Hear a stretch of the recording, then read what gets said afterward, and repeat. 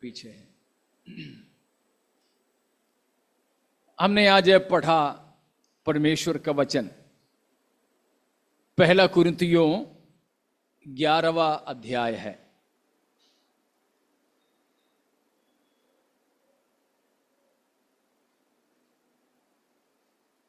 हमारे जियो परिवार है क्या, मैं देख रहा हूं, है तो ट्रांसलेशन के लिए था लेकिन नहीं है। देख लेना, जुड़ जाए तो बता देना।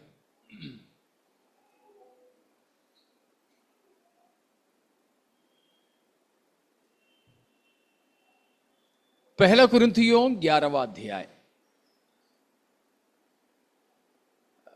पिछले प्रभु भोज के समय भी हमने पहला कुरिन्थियों में से पढ़े थे। तब मैंने उस पुस्तक के बारे में कुछ बातें बताया था, इसलिए आज न दोहराऊं। शायद काफी सारे लोग कुरिन्थ की कलीसिया में थे, तो उस समय हमने देखा कि परमेश्वर की वचन की ज्ञान और पवित्र आत्मा की वरदानों से सुशोभित एक कलीसिया थी। उसके बावजूद भी उस कलीसिया में कई प्रकार के गंदे काम भी होता था। तो यह है सबसे बड़ी समस्या आज आत्मिक जीवन में भी, दो मुखी आत्मिकता। एक तरफ में परमेश्वर की वचन का ज्ञान और उस परमेश्वर की ज्ञान की सुगंध फैलाने वाली स्थिति, और पवित्र आत्मा से तमाम वरदानों से सुशोभित रहने की स्थिति।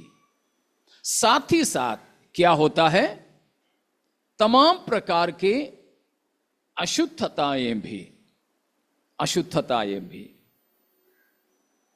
नैतिक अशुद्धताएं और आपसी रिश्ते में फूट, और इतना तक विश्वासी के साथ अन्याय करना।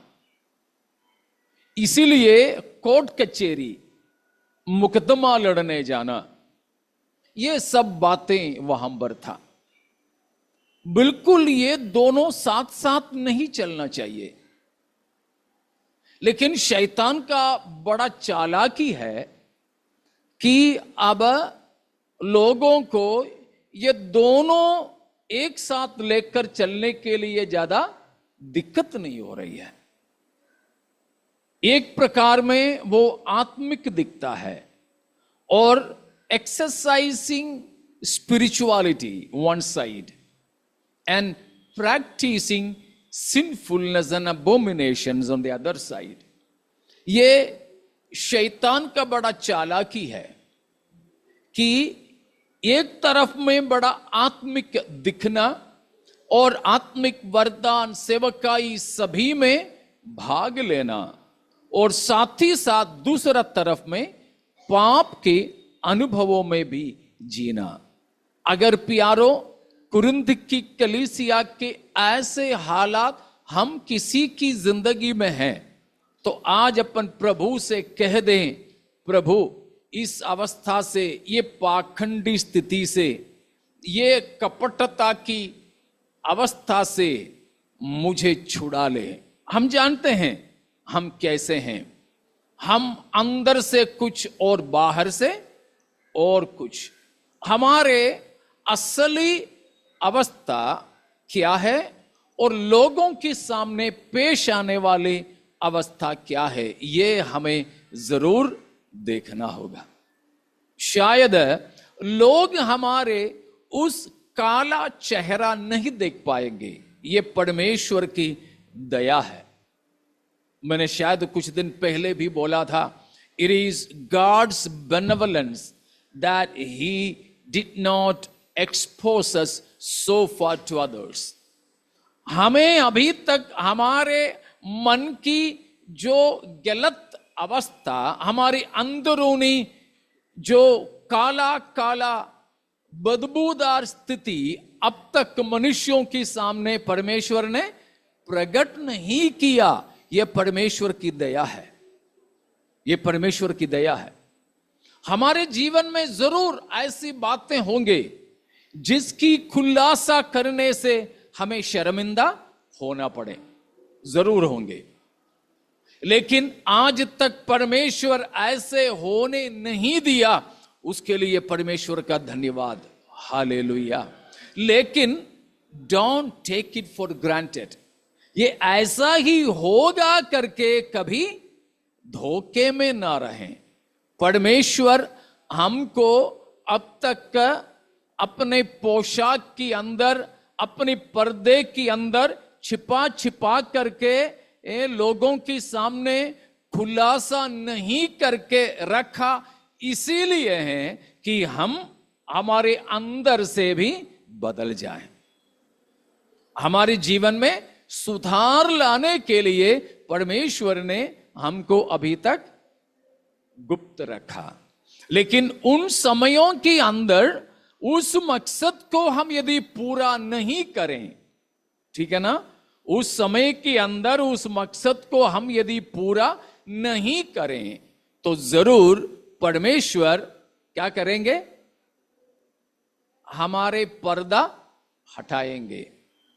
He will unveil us, He will disclose us, He will expose us। वो बड़ा शर्मनाक स्थिति होगा। शायद खुद की परिवार के सामने भी हमें शर्मिंदा होना पड़ेगा। ऐसा स्थिति न आए हम किसी को। कुरिन्थ की कलीसिया के एक सामान्य अवस्था से ये बात परमेश्वर की आत्मा मुझसे और मेरे बाद आपसे, पहले ये बातें परमेश्वर मुझसे कहा और मेरे लिए संदेश है, वो मैं आपको भी दे रहा हूं। इसलिए बिल्कुल हम सावधान। ऐसा अगर कुछ भी हमारे गुप्त जीवन में है तो ये समय हो आज प्रभु भोज में हम भाग लेने से पहले ही अपने जीवन को हम परखें और अंदर की तमाम कालिमा अपने खुदा के सामने हम मान लें। अगर हम उन बातों को मान लें तो हमें अपना पुत्र मसीह यीशु के लहू से धोने के लिए, शुद्ध करने के लिए, अंदर की उस गंदगी से हमें छुड़ाने के लिए हमारे परमेश्वर पिता सक्षम है, धर्ममय है और वो विश्वास योग्य भी है। Hallelujah, praise God. समझ में आ रहा ना? हम सबके जीवन में हैं बच्चों। आपके जीवन की गुप्त बातें, छोटी छोटी सी बात होंगी। सब कुछ पापा मम्मी को मालूम है, अपने सारी हरकतें नहीं ना, नहीं ना, नहीं ना। अगर वो पापा मम्मी को पता चले तो वो सब कुछ अभी की जैसे बेटू बुलाएंगे।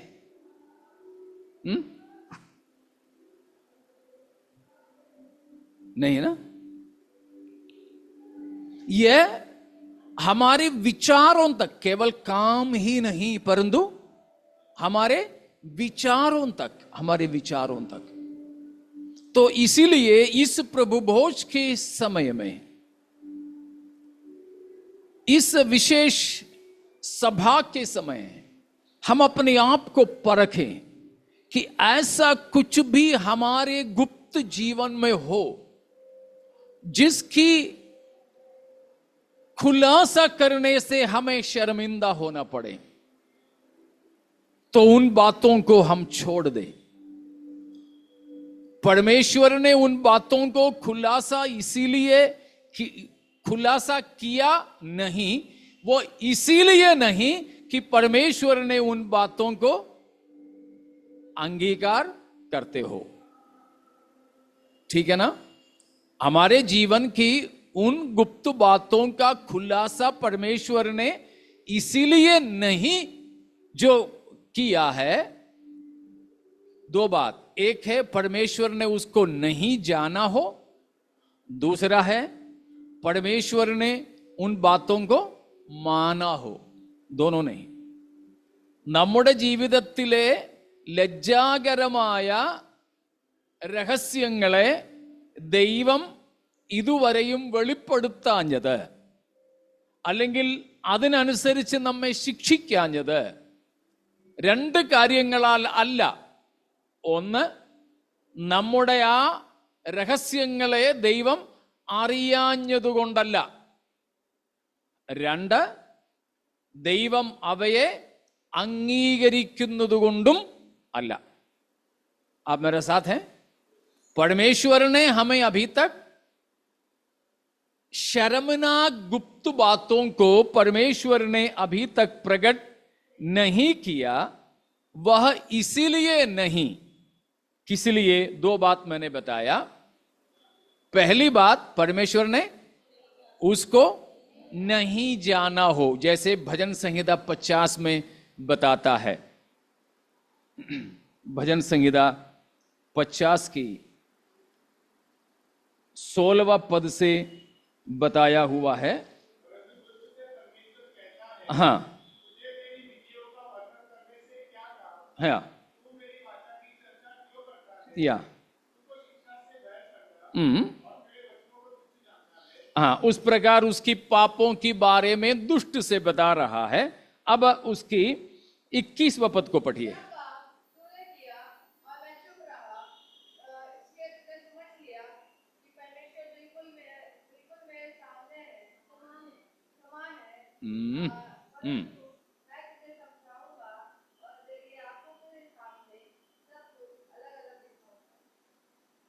तो क्या हुआ है? 20वां पद तक, 16 से 20 तक बताया हुआ सारी दुष्टता दुष्ट ने किया. साथ ही साथ उसने क्या भी किया? साथ ही साथ वो क्या भी करता है? परमेश्वर की, साथ में नहीं, आप साथ में परमेश्वर की विधियों का वर्णन कर रहा है. कम से कम पढ़ने वाला ध्यान देना. आशीष, आपने पढ़ा था 16. वहां पर लिखा है दुष्ट से परमेश्वर क्या कह रहा है? हाँ, परमेश्वर की विधियों का वर्णन कर रहा है और परमेश्वर की वाचा, उसकी वाचा की चर्चा कर रहा है. मतलब सेवकाई कर रहा है, आराधना, हमारे भाषा में आराधना कर रहा है, गीत गा रहा है, सेवकाई कर रहा है, प्रचार कर रहा, बाइबल क्लास चला रहा. ठीक है, ये सब कर रहा है. और साथ ही साथ क्या भी कर रहा है? 17, 18, 19, 20 की तमाम पाप भी कर रहा है. ये दोनों देखो एक साथ लेके जा रहा. तब परमेश्वर 20वां वचन में बोला, ये सब कुछ तूने किया लेकिन मैं चुप रहा. तो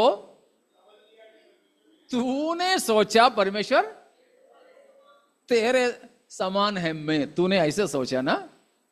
नहीं, मैं तेरे समान नहीं. फिर क्या बोला है? तुझे समझाऊंगा. और प्रेज गॉड. देखिए प्यारो, परमेश्वर का काम हमारे जीवन की पापों के बारे में पहले परमेश्वर किसको बता देगा? हाँ जी, खुद को, स्वयं को. हमारे जीवन की पापों के बारे में परमेश्वर और किसी को नहीं बता देगा. पहले खुद ही को बताएगा, समझाएगा, स्मरण दिलाएगा. परमेश्वर की आत्मा और वचन का वो ही कार्य है. परमेश्वर की आत्मा और वचन का वही कार्य है. कोई भविष्यद्वक्ता हो, प्रचारक हो, ना हो, परवाह नहीं. परमेश्वर की आत्मा स्वयं भी और वचन की द्वारा भी और वचन स्वयं भी हमसे बातें कर सकता है. कभी प्रचार के दौरान, भविष्यवाणी में, बस ये नाम ले लेकर के नहीं बताएंगे. रूफस ये तेरा स्थिति है करके बताएगा नहीं. सामुएल ये तुम्हारी बात है करके नहीं बताएगा. नाम नहीं लेंगे, लेकिन परमेश्वर की आत्मा और वचन की आवाज से स्वयं अपनी गलती, पाप, गुनाह समझ सकते हैं। अगर ऐसे समझने के बाद मन फिर आया तो बात वहीं की वहीं खत्म, वहीं की वहीं खत्म। परमेश्वर ऐसा है तो हमारी पापों को क्या करेंगे, क्या करेंगे? कुछ दिन पहले हमने जैसे मनन किए थे, जैसे उदयाचल से अस्ताचल दूर है, वैसे हमारे उन अपराधों को हमसे दूर करेंगे। भजन 103 की 10, 11, 12 से हम सीखे थे। और दूसरा एक और बात हमने और भी कुछ दिन पहले मनन किए थे, वो ये था कि मीका नबी कहता था कि हे परमेश्वर, तेरे समान अपराधों को क्षमा करने वाला परमेश्वर और कौन है? 7 का 18 है मेरे ख्याल से। तेरे समान ऐसा परमेश्वर कहां है? माइका 7:18, या जो अधर्मों को क्षमा करे, अपने निज भाग यानी चुने हुए पवित्र लोगों के ढाप दे। हाँ, हाँ, या आगे फिर हमारे अधर्म की कामों को ये लता डालेगा, हमारे तमाम पापों को एक बहुत बड़े वजनदार बोरे में बांध कर और बहुत बड़ा वजन के साथ उसको बांध के कहां डाल देंगे? समुद्र की गहराई में। उस समय शायद हमने मनन किए थे, बताया था कि आज के हिसाब से, कल वैज्ञानिक लोगों को कुछ पता चले तो अलग बात है, लेकिन अभी के हिसाब से समुद्रों की सबसे गहरा इलाका, गड्ढा कौन सा है? आपको याद होंगे, मैरियाना ट्रेंच। कहां? पैसिफिक ओशियन में। कितना गहरा है?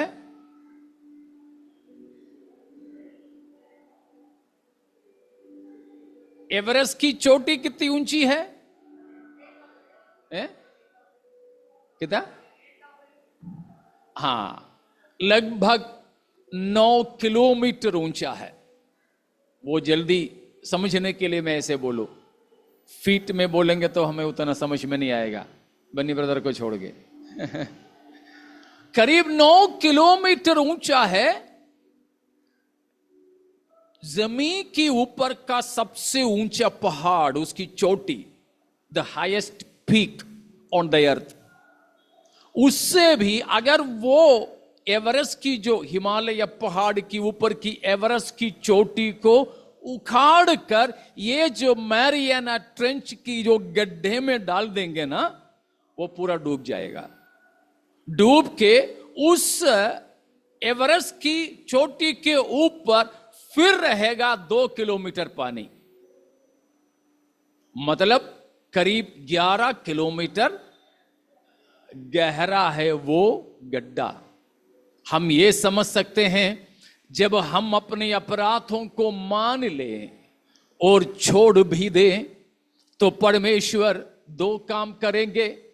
एक है, हमारे अपराधों को जैसा उदयाचल अस्ताचल से दूर है, उतने ही दूर हमारे उन अपराधों को हमसे करेंगे।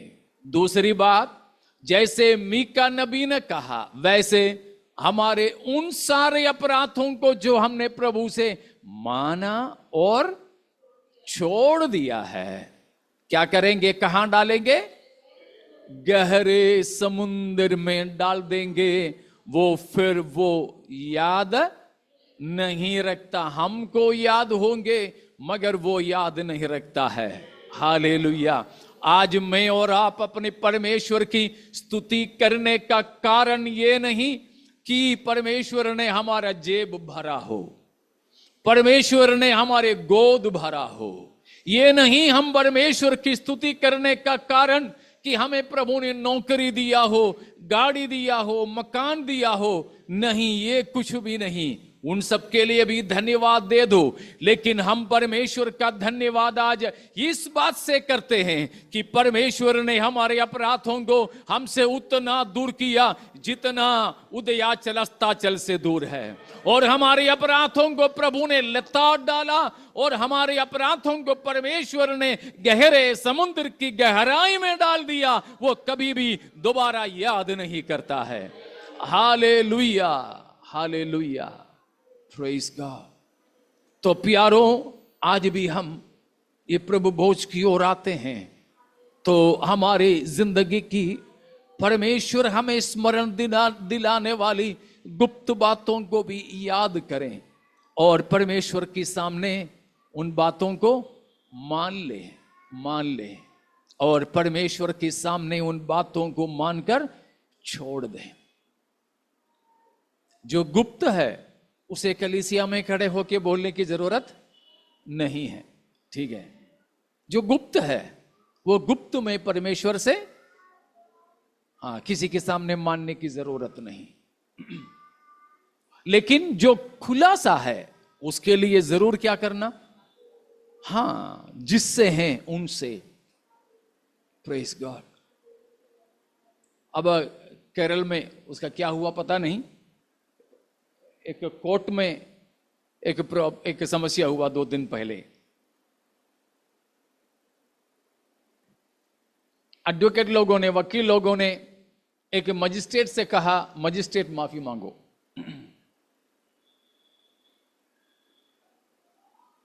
वो हेडिंग देख करके मैं न्यूज पढ़ा, मजिस्ट्रेट को बोला कि माफी मांगो।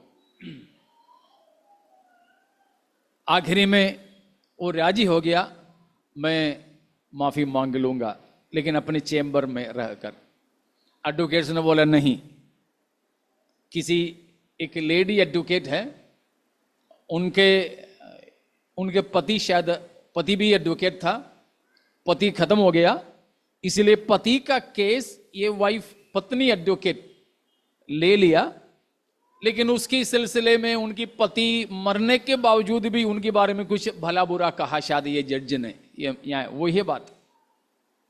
तो कहा कि अपने चेंबर में रह करके नहीं, गुप्त में नहीं, ये जो काम किया पूरे लोगों के सामने तुमने ये गलती किया है एडवोकेट के साथ में, इसलिए उसी जगह पर आके उन सबके सामने, उस पूरे सभा के सामने माफी मांगना।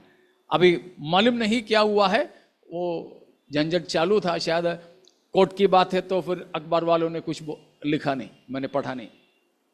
तो इसी तरह क्या है, प्रभु की व्यवस्था भी है। अगर हमने खुले में किया हुआ अपराध है तो उसके लिए खुले में माफी मांगना, गुप्त में किया है तो परमेश्वर के साथ। अगर किसी व्यक्ति के साथ मैंने किया तो उस व्यक्ति के साथ, उसके अलावा कोई प्रभु भोज के पास नहीं आना। समझ में आ रहे होंगे। तो इसीलिए हम अपने जीवन को परखते हुए इस प्रभु भोज की सेवकाई में आना है। तो कुरिन्थ की कलीसिया से हम यही बात को जानते हैं। अगर परमेश्वर के सामने हम ऐसे मानेंगे नहीं अपने अपराध, तो फिर परमेश्वर को लोगों के सामने हमें एक्सपोज करना पड़ेगा। लेकिन वो भी परमेश्वर का प्रेम का बर्ताव है। अगर ऐसे परमेश्वर हमें खुलासा किया ना, वो भी परमेश्वर की प्रेम का बर्ताव है, क्योंकि परमेश्वर को हमारे मान सम्मान और आदर और इज्जत से बढ़कर है हमारी उद्धार। समझ पा रहे हो? परमेश्वर ऐसे हमें खुलासा करें तो शायद हमारी इज्जत खराब हो जाएगा, साधारण भाषा में बेइज्जती हो जाएगा, बेइज्जती। हम जल्दी बोलते हैं, बेइज्जती हो जाता है। तो परमेश्वर को हमारे इज्जत से भी बढ़कर है क्या चीज? हमारा उद्धार।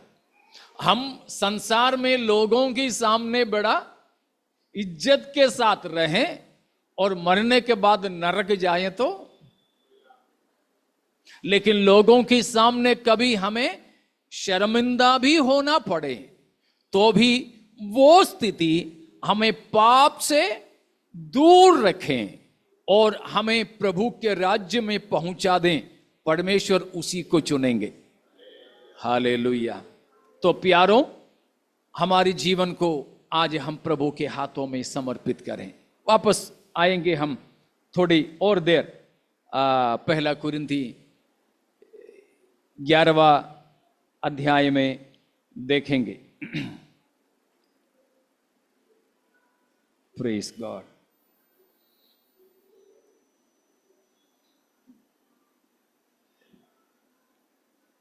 एक और बात,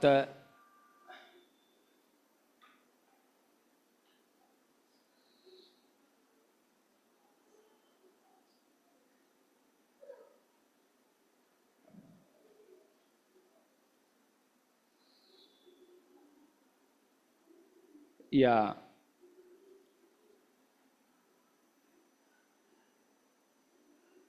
पौलुस अपनी जिंदगी के बारे में बताने वाली एक बात,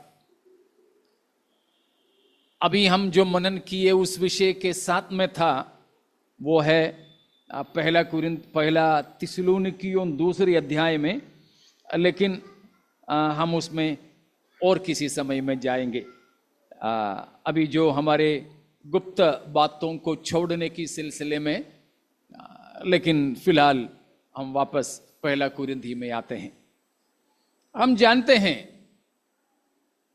उसकी 11 अध्याय 17वां पद से लेकर प्रभु भोज के बारे में बता रहे हैं। हमने 17वां पद में क्या पढ़े?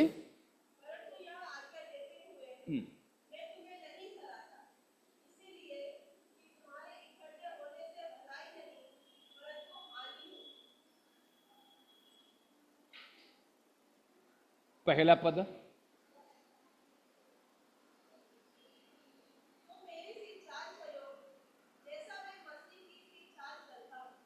अगला दूसरा भी।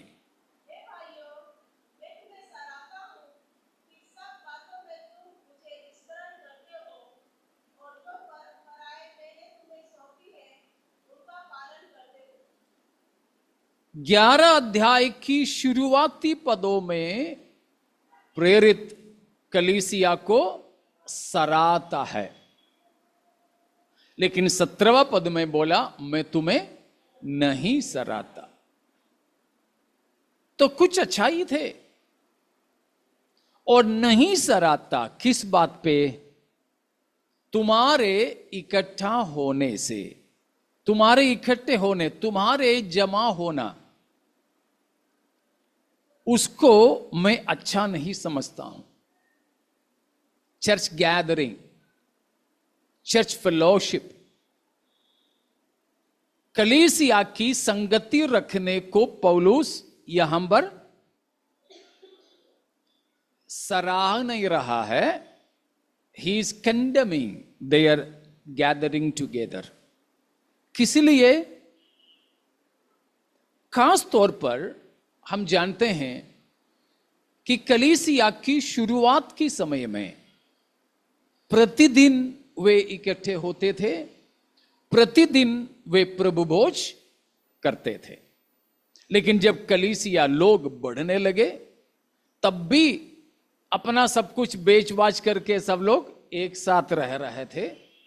लेकिन स्तिफानुस की उस सताव के कारण सबको इधर उधर भागना पड़ा। प्रेरितों के काम 8 का पहला वचन में हम पढ़ते हैं। 8 का पहला,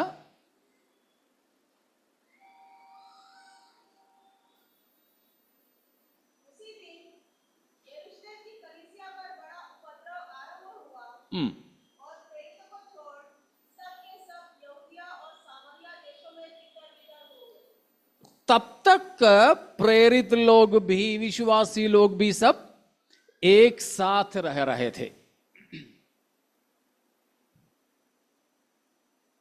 लेकिन स्तिफानुस के समय का जो सताव हुआ, उस वजह से पूरी कलीसिया तितर बितर हो गए।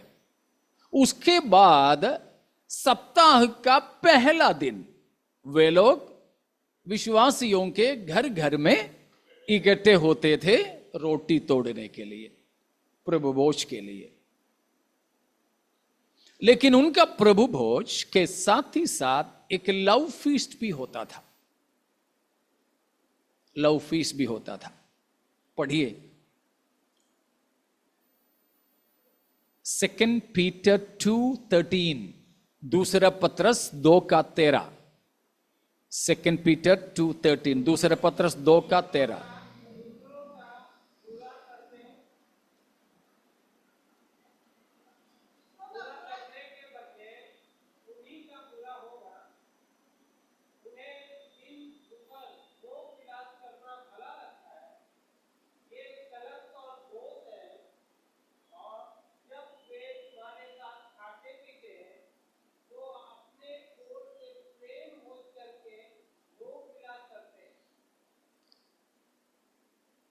यहूदा 12वां वचन भी, जूड 12।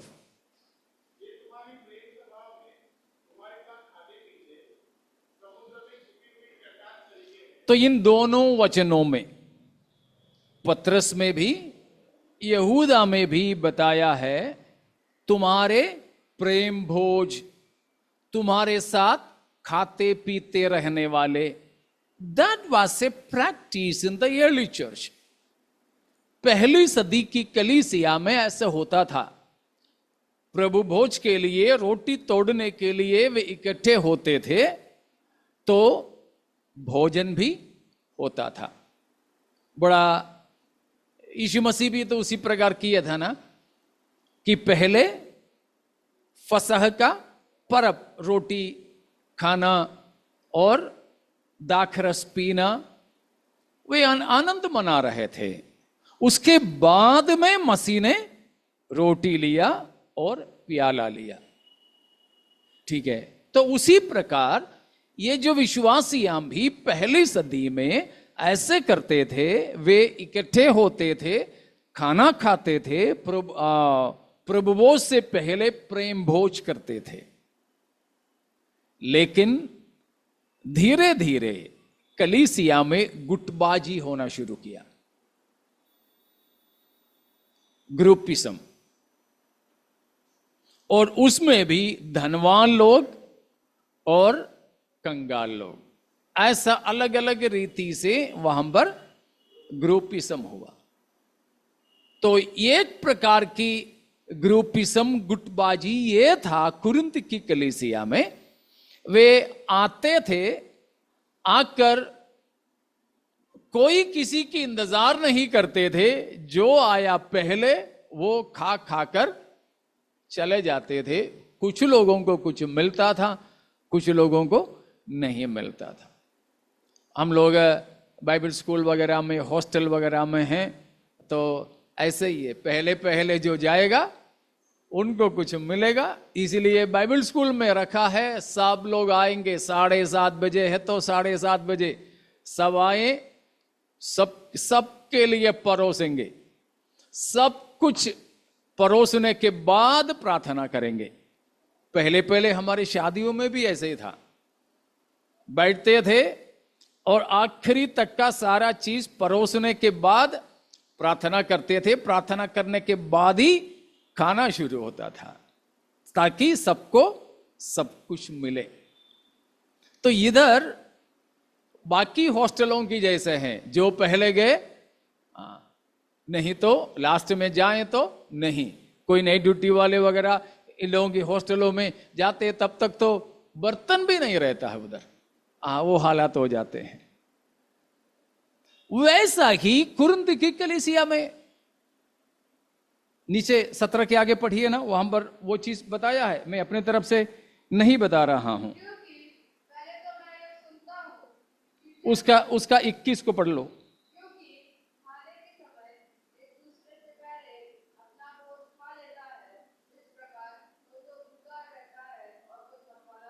हाँ,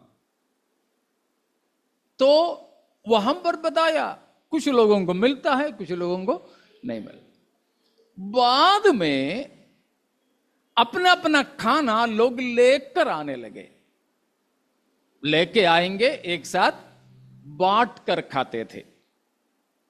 वीबीएस वगैरह संडे स्कूल का भी कभी ऐसे कैंप वगैरह होते हैं तो ऐसे करते हैं।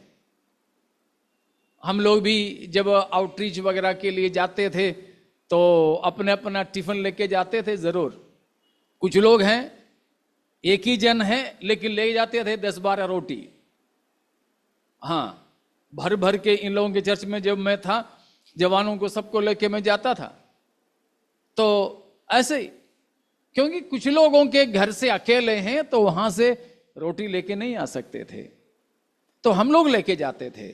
और कोई आलू लेकर आया, कोई दाल लेकर आए, कोई और कुछ, कोई और कुछ, सब कुछ हम लोग बांटते थे। बांट करके सबको सब मिलता था। शायद इतो से मिलता है एक चीज, लेकिन वो सबको मिल जाता था। तो उसी तरह कुरिन्थ की कलीसिया में भी बाद में चलने लगे, लेके आएंगे सब लोग, बांट के बराबर खाएंगे, शेयरिंग। अब कुछ दिन के बाद वो भी खत्म। लेके तो जरूर आते थे, और जो लाता था वो ही खाता था, नहीं तो उसी की स्तर के लोगों के साथ बांटता था। बेचारा कोई लेके नहीं आ सका। वो पूरा समय में उनकी सब्जी की खुशबू लेकर बेचारा बैठा रहता था। वो है पौलुस ने हम बताया, कुछ लोग भरे हुए और कुछ लोग भूखे रह जाते हैं। इसीलिए पौलुस पूछता है, क्यों तुम्हें ये क्या है? पौलुस पूछ रहे, ये क्या है? तुम्हें खाने पीने के लिए घर नहीं है क्या? मुझे याद है जब मैं इन लोगों के चर्च में था, अन्नू, आशा, ये लोग सब एक ही चर्च के हैं। जिनके चर्च में जब मैं था तो वहां हर महीने में एक बार सब लोग मिलकर के इसी प्रकार प्रेम भोज होता था। तो हमारे कुछ विश्वासी लोग बोलते थे हम चिकन बनाएंगे, लेकिन वहां कुछ ऐसे लोग आते थे जो अंडा भी घर में लाए तो उस घर से खाना नहीं खाते थे। तो मैंने कहा नहीं, आपको, मैंने यही बात बोला वहां विश्वासियों से कि आपको चिकन जिंदा जिंदा भी खाना है तो घर पे खा लेना, यहां लेकिन वो नहीं चलेगा। तो वही नहीं होते थे हम। उस प्रकार जब खाना रखते थे हम बिल्कुल शुद्ध शाकाहारी, और कुछ नहीं। तो पौलुस पूछ रहा है, क्या है ये बात? तुम्हें खाने पीने के लिए घर नहीं है। यहां परमेश्वर की, या आगे पढ़ लीजिए 22 से। देखा, तुम ऐसे करने से परमेश्वर की कलीसिया को तुच्छ जानते हैं। हाँ, हाँ,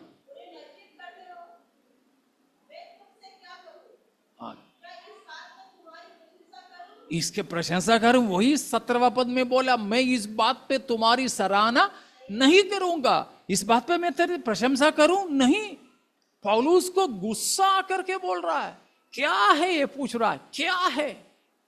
एक से अधिक बार पौलुस ने पूछा, क्या है ये? मैं क्या बोलूं? ये क्या हो रहा है? परमेश्वर की कलीसिया को तुच्छ नहीं समझना, परमेश्वर की उपस्थिति को तुच्छ नहीं जानना। कलीसिया के सबसे छोटा, चाहे पढ़ाई में छोटा, नौकरी में छोटा, कमाई में छोटा, सुंदरता में छोटा, जो भी हो, कलीसिया में सबसे छोटा व्यक्ति के लिए भी यीशु मसीह ने क्रूस पर अपना जान दिया है। जिस कीमत से मैं खरीदा गया हूं, उसी कीमत से आप भी खरीदे गए हो। इसीलिए कलीसिया की किसी का भी अनादर किसी भी आधार पर नहीं होना चाहिए। इस बात के लिए मुझे अपनी मंडली के प्रति आनंद है, प्रभु में मुझे घमंड है। मैं आप लोगों के लिए परमेश्वर का धन्यवाद करता हूं कि हम एक दूसरे की आदर करते हैं और आप लोग जरूर उस संगति में रहते हैं। कीप इट अप, उसी प्रकार आप करते रहें, हम औरों के लिए भी दृष्टांत बन जाएं। तो उस तरह की बातों को 22 तक की वचनों में पौलुस ने बताया और 23 से लेकर पौलुस प्रभु भोज के बारे में बताया। जबकि यीशु मसीह ने पहला प्रभु भोज किया था, उस समय पौलुस था क्या वहां? था वहां? नहीं था। फिर पौलुस को यह कैसे पता चला? मत्ती के सुसमाचार पढ़ा होगा ना? नहीं, शायद मत्ती, मरकुस, लूका, यूहन्ना अपने किताबें लिखने से पहले लिखा गया किताब है कुरिन्थियों की पत्री।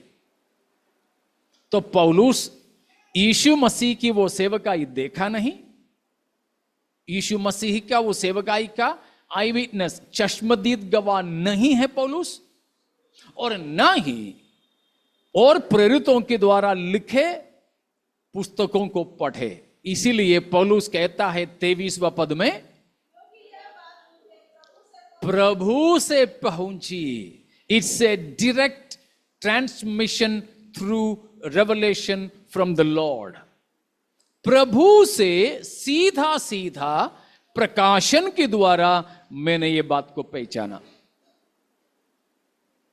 समझ में आ रहा ना? बाइबल के आपको मालूम है प्रभु भोज के बारे में कितने किताबों में लिखे हैं? 4। कौन कौन से? प्रभु भोज के बारे में लिखा हुआ 4 किताबें कौन कौन से हैं बाइबल के? जोर से बोलो ना। मत्ती, मरकुस, लूका, यूहन्ना। अब फिर ये कुरिन्थियों की पत्री भी। अगर ऐसा है तो कितना हो गया? तो फिर 4 ही तो बोले थे पहले। आपने बोला जो 4 है वो सही है। मत्ती, मरकुस, लूका, हाँ। यूहन्ना की सुसमाचार में प्रभु भोज के बारे में कोई जिक्र नहीं है।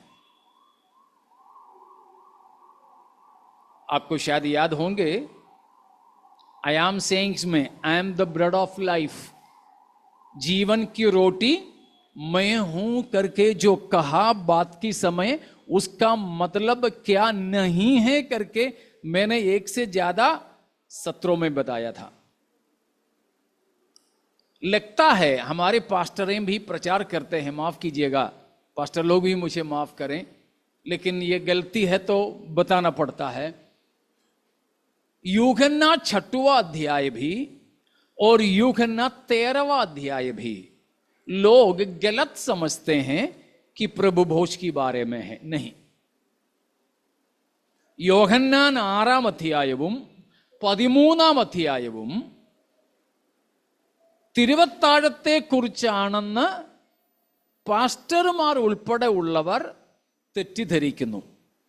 കത്തോലിക്കർ തുടങ്ങി പെന്തക്കോസ്തുകാർ വരെ തെറ്റിദ്ധരിക്കുന്ന 2 അധ്യായങ്ങളാണത്. തിരുവത്താഴത്തെ കുറിച്ചല്ല ആ 2 അധ്യായങ്ങളിലും പറഞ്ഞിരിക്കുന്നത്. 13-ാം അധ്യായത്തിൽ തീർച്ചയായും യേശുവിൻ്റെ അന്ത്യത്താഴത്തെ കുറിച്ചുണ്ട്, പക്ഷേ തിരുവത്താഴത്തെ കുറിച്ചില്ല. അന്ത്യത്താഴത്തെ കുറിച്ചുണ്ട്, പക്ഷേ തിരുവത്താഴത്തെ കുറിച്ച് ഇല്ല. ठीक है ना? रोमन कैथोलिक कलीसिया से लेकर पेंतिकोस की कलीसिया या फिर न्यू जनरेशन नियो चर्चेस तक की सब लोग गलत सोचते हैं कि यूहन्ना 6 और 13 अध्याय में प्रभु भोज के बारे में है। नहीं है। छठवां अध्याय में बिल्कुल भी नहीं है। अगर आपको समझ में नहीं आया, एक और बार जीवन की रोटी मैं हूं प्रचार करूंगा। और 13वां अध्याय में लास्ट सपर के बारे में लिखा जरूर है, अंतिम भोज के बारे में जरूर लिखा है। मसीह ने चेलों का पैर धोया, वो सारी बातें, लेकिन कहां आकर के वो समाप्त हुआ है?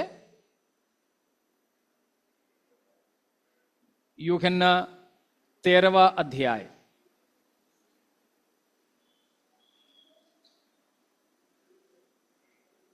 उसकी 30वां पद तक अंतिम भोज के बारे में लिखा है, और उसकी 27 को पढ़िए, 27 को।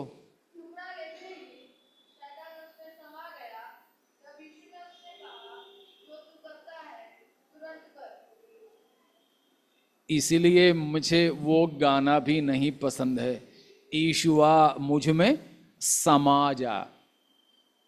वो शब्द हमारे लायक नहीं, समाना। अब यहां शैतान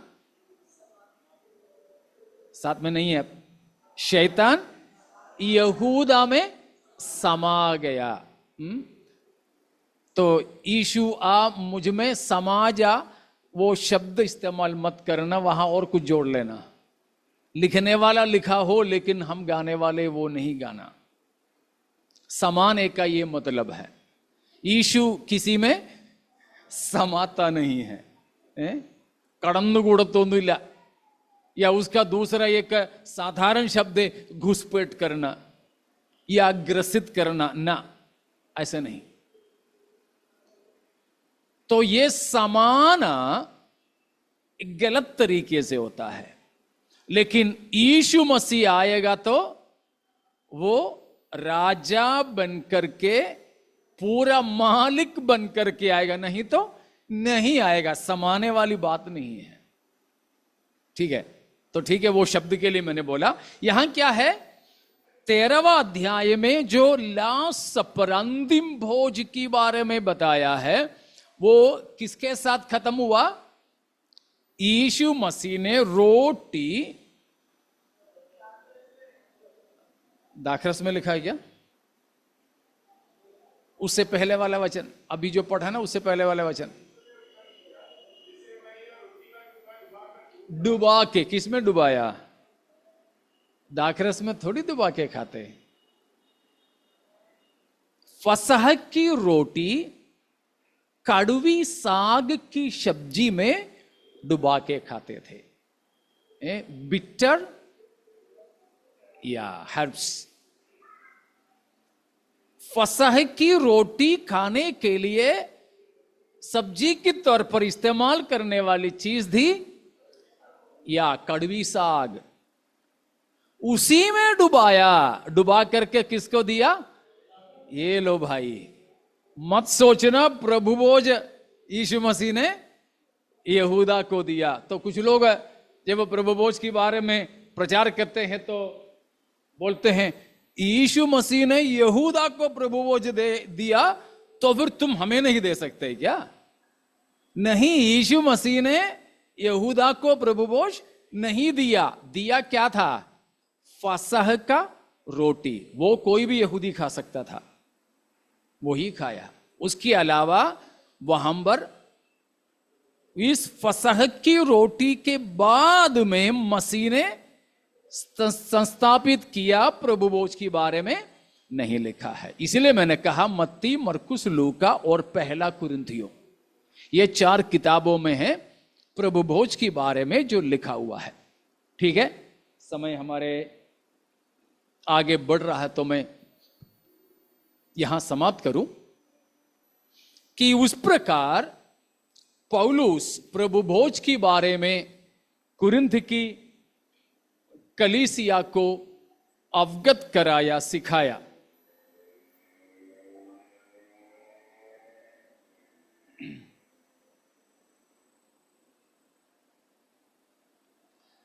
प्रभु भोज कैसे करना है, उसमें कैसे भाग लेना है, ये सब बातें हमें पौलुस ही बताया है। शायद मत्ती, मरकुस और लूका से भी अच्छे से पौलुस ने वो बात हमें बताया। जिस रात प्रभु यीशु मसीह पकड़वाया गया, उस रात मसीह ने रोटी लिया और धन्यवाद करके तोड़ी। मलयालम में कुछ लोग उस शब्द को थोड़ा गलत समझते हैं, वो भी मैं मलयालम में बोलता हूं, हिंदी में बोलने की जरूरत नहीं है उसको। धन्यवाद देकर തോടി करके जो लिखा है മലയാളത്തിൽ നമുക്കറിയാമല്ലോ എങ്ങനെയാ, അപ്പമെടുത്ത് വാഴ്ത്തി നുറുക്കി. ആരെ വാഴ്ത്തി?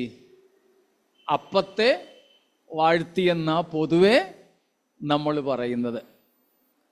അപ്പത്തെ അല്ല വാഴ്ത്തിയത്. വാഴ്ത്തുക എന്ന് പറഞ്ഞാൽ എക്സോൾട്ടിങ്, താങ്കിങ്. റൊട്ടിയെടുത്തു, അപ്പമെടുത്തു, പിതാവായ ദൈവത്തിന് സ്തോത്രം ചെയ്തു. അപ്പം വാഴ്ത്തി നുറുക്കുക എന്നൊരു പ്രയോഗമാണ് നമ്മുടെ ഇടയിൽ പൊതുവെ ഉള്ളത്. അപ്പൊ അപ്പത്തെ വാഴ്ത്തി അല്ല, അപ്പത്തെ അല്ല വാഴ്ത്തിയത്, സ്തോത്രം. അപ്പമെടുത്ത് ദൈവത്തിന് സ്തോത്രം ചെയ്ത് നുറുക്കി എന്നാണ് അതിൻ്റെ അർത്ഥം. തെറ്റായ ഒരു പ്രയോഗം ആരോ പറഞ്ഞത് ഇങ്ങനെ നമ്മളങ്ങ് പറഞ്ഞു വരുന്നതേ ഉള്ളൂ. സ്തോത്രം. सो रोटी लिया और परमेश्वर को धन्यवाद दी, धन्यवाद दी. और किसी समय में उस रोटी और उस कप, प्याले के बारे में बताऊंगा, आज वक्त नहीं है. फिलहाल के लिए इतना समझे कि यहूदी लोग पिछले 1500 वर्षों से उस मिस्र देश से या निर्गमन 12वां अध्याय से ये रोटी खाते. उस समय एक रोटी और प्याला उनके लिए विशेष थे. उन्हीं बातों को यीशु ने लिया और कहा, यह वह रोटी है, यह रोटी का मतलब है मेरा तोड़े जाने वाला शरीर. ये जो थर्ड कप बोलते हैं, उसको तीसरा प्याला बोलते हैं. वो तीसरा प्याले को उठाकर, बाकी दोनों प्याले पहले पी लिया, वो दोनों प्यालों में यहूदा को भी हिस्सा मिला. ये तीसरा प्याला लेकर के कहा, ये प्याला मेरा लहू में नई वाचा है, नई वाचा है. निर्गमन 24 का 8 भी पढ़िएगा. Exodus 24 verse 8. പുറപ്പാട് 24:8.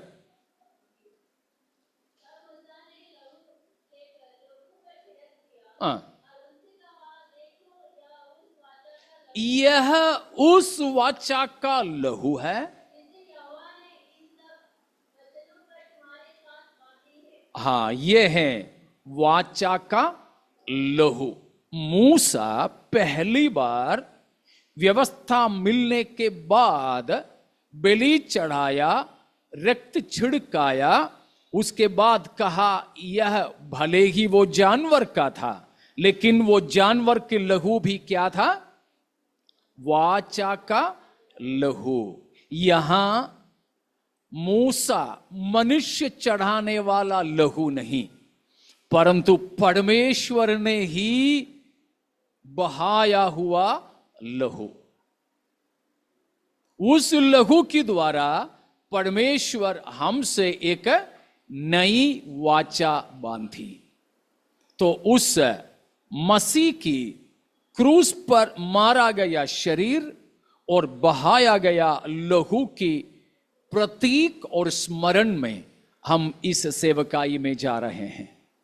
उसका मतलब है कि हमको मसीह से संगति होना. पिछले हफ्ता शायद मैंने आपको बताया था कि इस प्रभु भोज में भाग लेने का मतलब है संगति, फेलोशिप, कम्युनियन। किसके साथ? किसके साथ? पहली बात, उस कम्युनियन को याद करें जो परमेश्वर ने अपना पुत्र मसीह यीशु की शरीर धारण के द्वारा हमसे किया। Remember that communion God made possible through the human birth a life of Jesus with human beings, you and me. हम मनुष्यों के साथ परमेश्वर ने संभव किया संगति को याद करें यीशु मसीह की शरीर धारण के द्वारा। दूसरी बात, ये उस संगति को दर्शाते हैं हमको मसीह के साथ होना चाहिए। हमको मसीह के साथ होना चाहिए। और तीसरा है, हमको मसीही की कलीसिया के साथ हमारे आपसी संगति को दर्शाते हैं। चौथी बात, हम शीघ्र ही हमारे प्रभु के साथ आमने सामने शाब्दिक संगति रखने की उम्मीद में। ये चार बात, एक स्मरण में, दो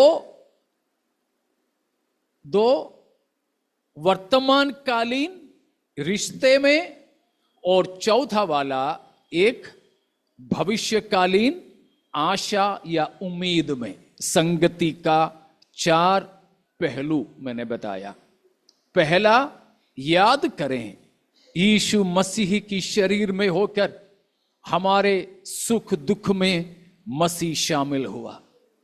इसीलिए लिखा है कि प्रभु यीशु मसीह सब बातों में हमारे समान हो गया, वरन पाप नहीं किया।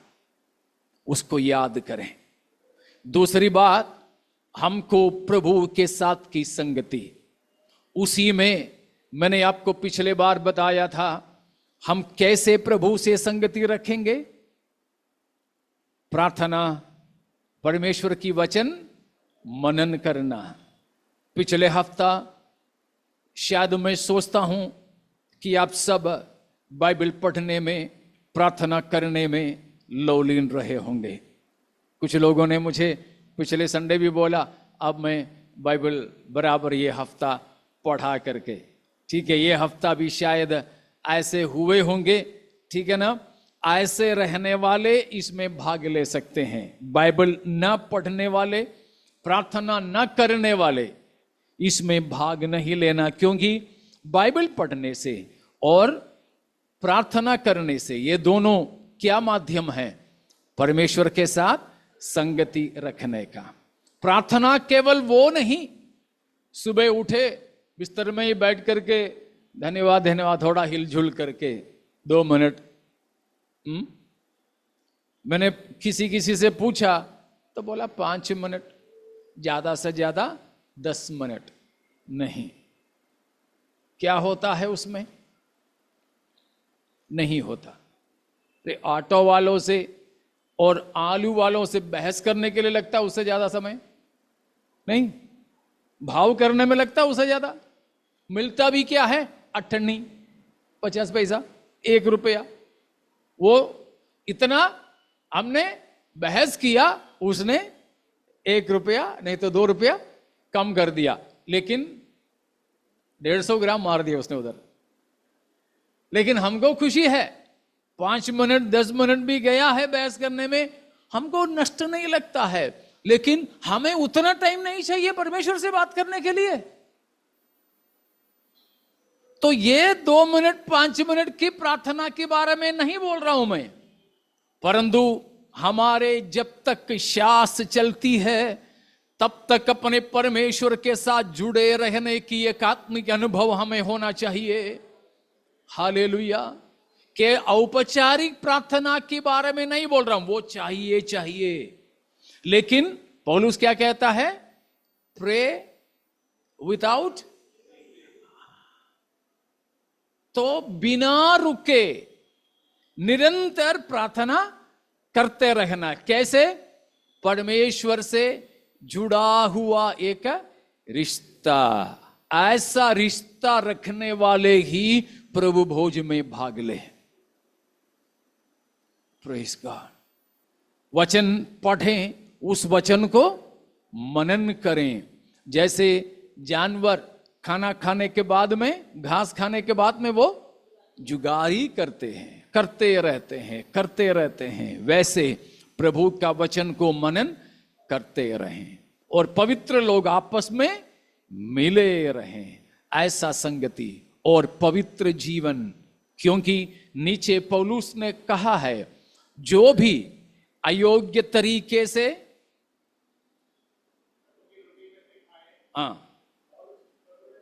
पिए,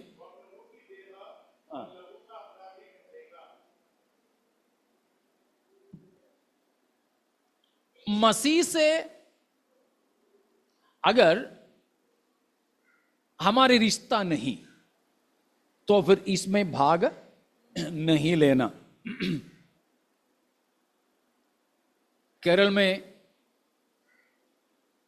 पिछले, ये परसों नहीं, परसों से पिछले वाला शुक्रवार को एक मां और उनकी दो बेटियां, 11 साल और 10 साल की दो बेटियां, मां दो बेटियां खुदकुशी कर ली।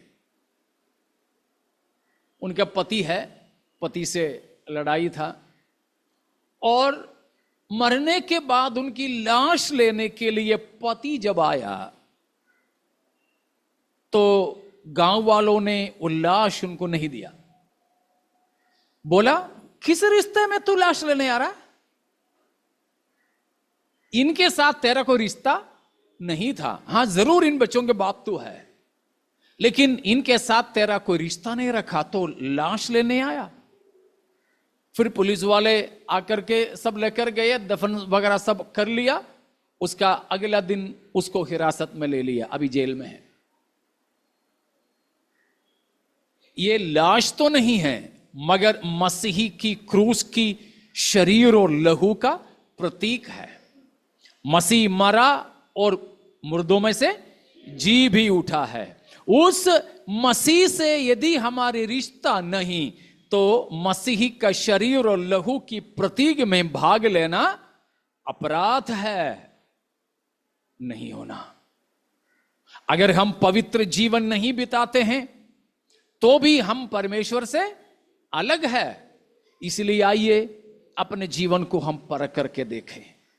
अयोग्यता से हम भाग लें तो मसीही की शरीर और लहू के सिलसिले में हम अपराधी ठहरेंगे। और उसके बाद लिखा है, उस वजह से हम दंड भी पाएंगे, दंड भी पाएंगे। दंड का भी 3 बात वहां पर बताया, उन भागों में सब और किसी समय हम जाएंगे।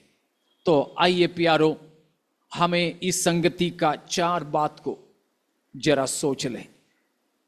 मसीही का शरीर धारण और पृथ्वी की जीवन, क्रूस की मृत्यु हमारे लिए, और मसीह शीघ्र ही वापस आएंगे और हम आमने सामने मसीही के संग रहेंगे।